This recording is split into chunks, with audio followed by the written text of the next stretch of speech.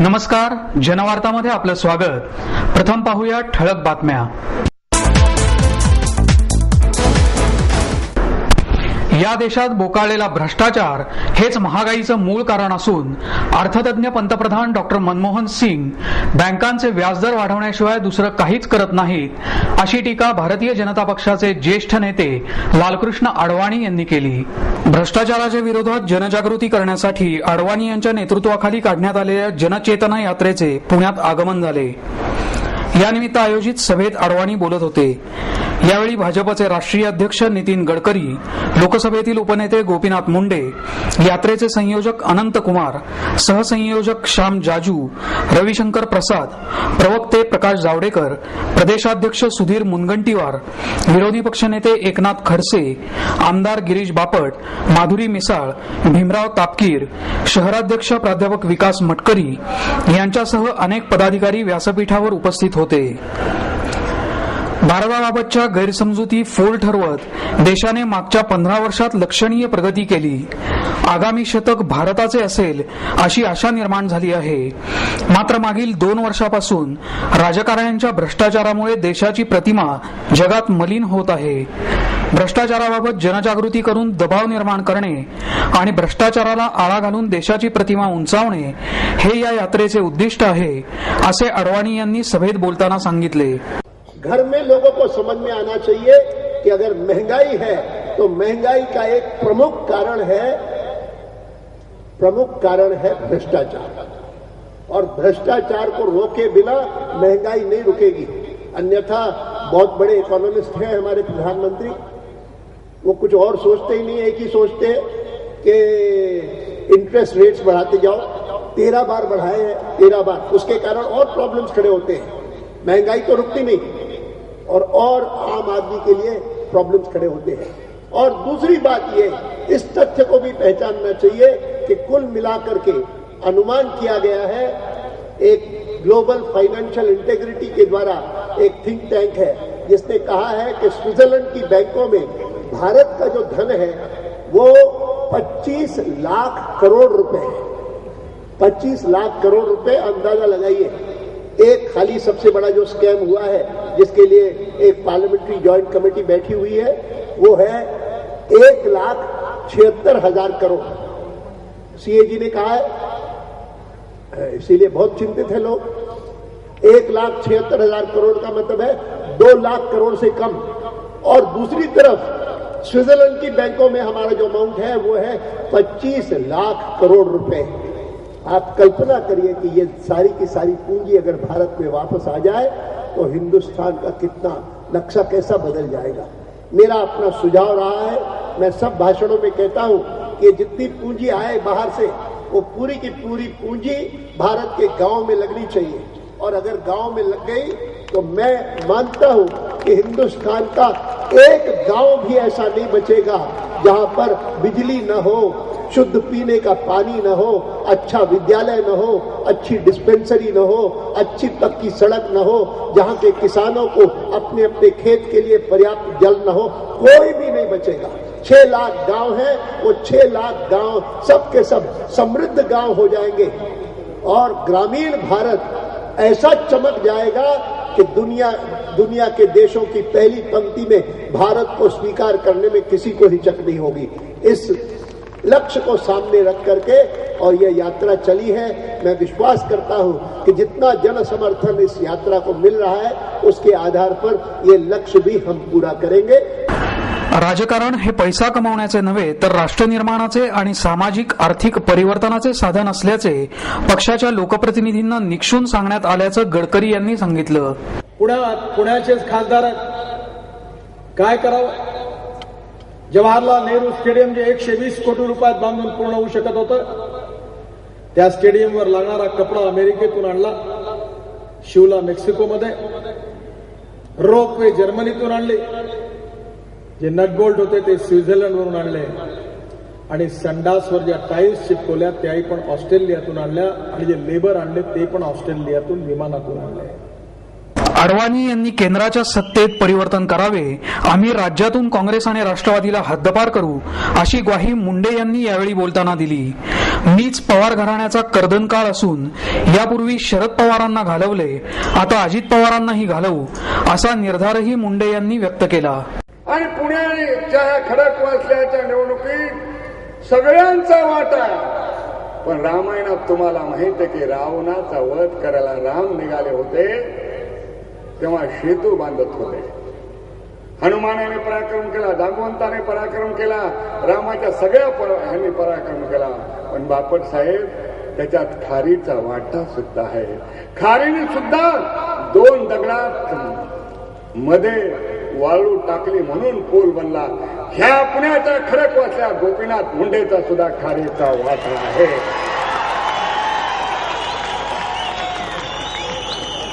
आहे की नाही तुम्हाला विचारतो. परंतु त्या वाट्याचं श्रेय मला घ्यायचं नाही. ही लढाई परिवर्तनाची आहे आणि मी सांगू इच्छितो ह्या पवार घराण्याचा कर्दनकाळ गोपीनाथ मुंडेचा आहे. पवारांना मी घरी पाठवलं, अजितदादाला सुद्धा घरी पाठवल्याशिवाय राहणार नाही. यावेळी मुनगंटीवार, खडसे, प्राध्यापक मटकरी, जावडेकर, बापट यांचीही भाषणे झाली.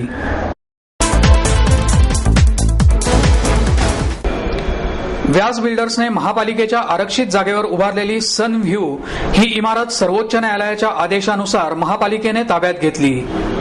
भाजप शिवसेना युतीच्या काळात शिवसेनेचे ज्येष्ठ नेते आणि तत्कालीन मुख्यमंत्री मनोहर जोशी यांचे जावई बांधकाम व्यावसायिक गिरीश व्यास यांनी महापालिकेने शैक्षणिक कारणासाठी आरक्षित केलेल्या उच्चभ्रू वसाहतीतील भूखंडावर आलिशान इमारत उभी केली. या प्रकरणी जोशी यांना आपलं मुख्यमंत्री पदही गमवावं लागलं. याबाबत सुरू असलेली न्यायालयीन लढाई तब्बल 1 तपानंतर संपुष्टात आली आणि महापालिकेने ही इमारत ताब्यात घेऊन त्या ठिकाणी शाळा चालवावी आणि व्यास यांनी या इमारतीचा ताबा न दिल्यास ती जमीनदोस्त करावी, त्यासाठीचा खर्च व्यास यांच्याकडून वसूल करावा, असे आदेश सर्वोच्च न्यायालयाने दिनांक 12 ऑक्टोबर रोजी दिले.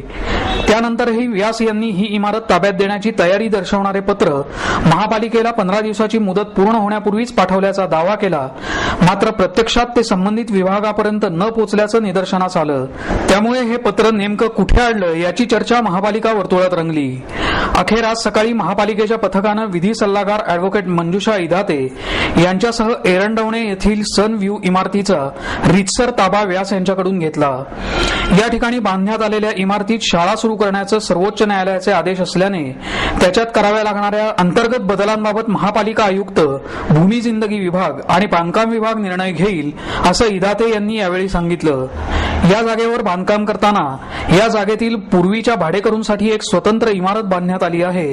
ही इमारत तशीच ठेवावी, असे आदेशही सर्वोच्च न्यायालयाने दिले आहेत.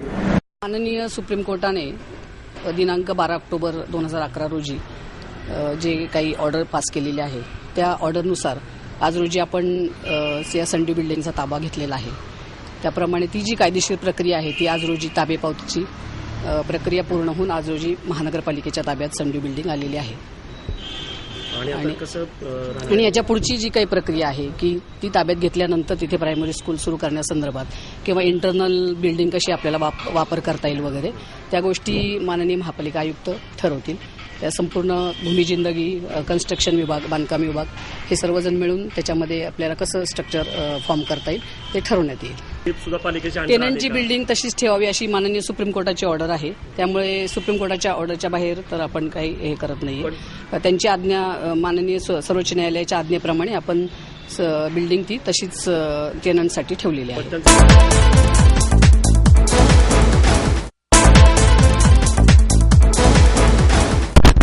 महागाई गगनाला भिडलेली असतानाच पेट्रोलच्या दरात काल मध्यरात्रीपासून ₹1.82 वाढ झाली आहे. त्यामुळे पुण्यातले पेट्रोलचे दर ₹74.11 झाले आहेत. जीवनावश्यक वस्तूंच्या दरातही मोठी वाढ होत असताना पेट्रोलच्या दरवाढीने ग्राहकांच्या मनात संतापाची तीव्र भावना निर्माण झाली आहे. नागरिकांच्या या भावनांचा जनवार्ताने घेतलेला हा विशेष आढावा. प्रोफेसर नीलिमा डाके, माझे स्वतःचे क्लासेस आहेत पुण्यामध्ये. स्पोकन इंग्लिश ही माझी इन्स्टिट्यूट आहे. मी वर्किंग वुमेन आहे आणि पेट्रोलच्या किमती वाढल्याने सगळ्यांचाच फार मोठा गोंधळ या ठिकाणी झालेला आहे.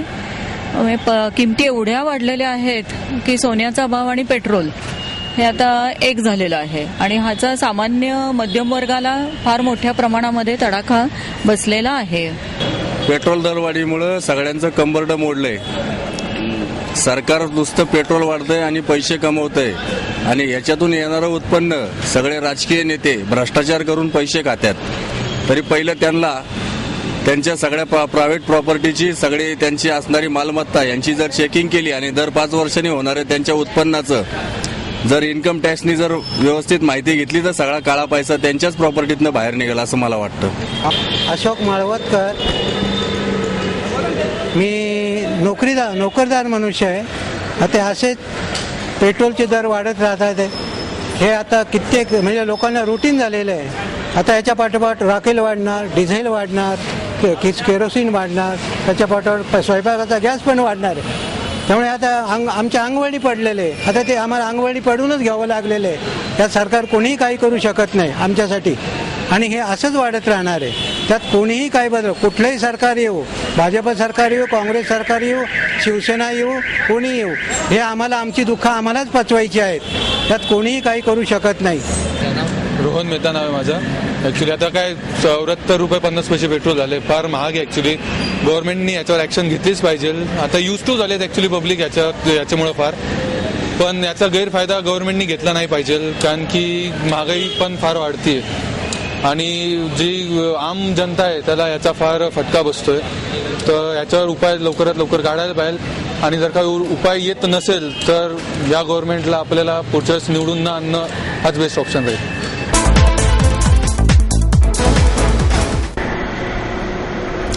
देशातील काळ्या पैशाबाबत केंद्र शासनाने श्वेतपत्रिका प्रसिद्ध करावी अशी मागणी भाजपाचे ज्येष्ठ नेते लालकृष्ण अडवाणी यांनी केली. अडवाणी यांच्या नेतृत्वाखालील जनचेतना यात्रेच्या पुणे मुक्कामी ते पत्रकारांशी बोलत होते. अमेरिका आणि युरोपियन देशांना मंदीने ग्रासल्यामुळे त्या देशांना त्यांच्याकडील स्विस बँकेत गुंतवण्यात आलेला पैसा देशात परत आणण्याची निकड भासली असून त्यांनी त्या दृष्टीने पावले उचलली आहेत. भारतातील अनेकांनी स्विस बँकेत मोठ्या प्रमाणावर काळा पैसा गुंतवलेला असूनही केंद्र शासन तो परत आणण्याबाबत उदासीन असल्याची टीका अडवाणी यांनी केली. युपीएतील प्रभावशाली घटकांमुळेच शासन उदासीन असल्याचा आरोपही त्यांनी केला. केंद्र शासनाने स्वित्झर्लंडच्या शासनाशी केलेल्या करारानुसार स्विस बँकेत पैसे गुंतवणाऱ्या भारतीय खातेदारांची नावे एप्रिल 2012 नंतर जाहीर करण्यात येतील असं केंद्र शासनाने जाहीर केलं आहे. मात्र त्यामुळे संबंधितांना ही गुंतवणूक काढून घेऊन पुरावे नष्ट करण्यास 6 महिन्याचा कालावधी मिळणार आहे. त्यामुळे या विषयाबाबत संसदेत व्यापक चर्चा घडवून आणणार असल्याचंही अडवाणी यांनी सांगितलं. अन्नधान्याच्या महागाईने गोरगरीब जनतेला जगणं मुश्किल झालं आहे. केंद्र शासन मात्र महागाईबाबत उदासीन आहे. त्यामुळे याबाबत शासनाला जाब विचारण्यासाठी सर्व विरोधी पक्षांना एकत्र आणण्यासाठी भाजपा पुढाकार घेणार असून त्याला चांगला प्रतिसाद मिळेल असा विश्वासही अडवाणी यांनी व्यक्त केला. लोकपाल विधेयकात पक्षाने सुचवलेल्या 3 सुधारणा टीम अण्णानेही मान्य केल्या असून हे विधेयक हिवाळी अधिवेशनात संमत होईल असंही ते म्हणाले. In fact, before the 2009 elections, the Prime Minister is on record having said that we will take proactive steps in respect of black money in the first 100 days after my coming to office. Instead of 100 days, now it is more than 700 days that have passed, and yet at least the country is not aware of the kind of achievement that the government has made. They keep on saying that we are progressing.